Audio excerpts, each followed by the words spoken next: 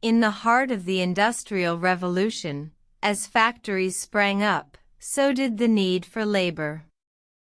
In the bustling city of New York, 1913, a group of workers, toiling day and night, were met with meager wages and harsh working conditions.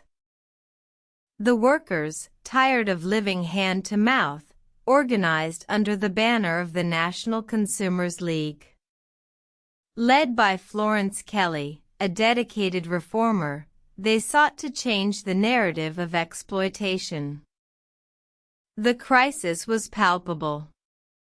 Workers earned as little as 22 cents an hour, barely enough to feed their families. As the gap between the rich and the poor widened, social unrest simmered, threatening to boil over. Congress, amidst the growing discontent, was forced to act. On March 25, 1913, President Woodrow Wilson signed the Fair Labor Standards Act into law. This legislation marked a turning point in the history of labor rights.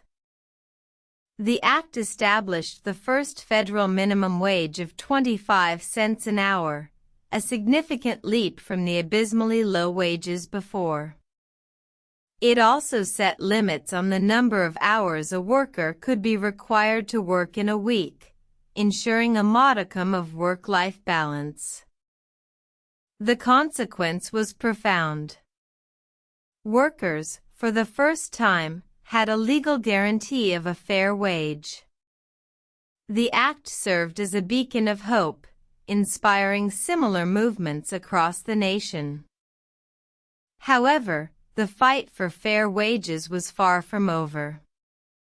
The minimum wage would continue to evolve, reflecting the changing times and the evolving needs of workers. But on that day, in March 1913, a new chapter in the struggle for workers' rights began.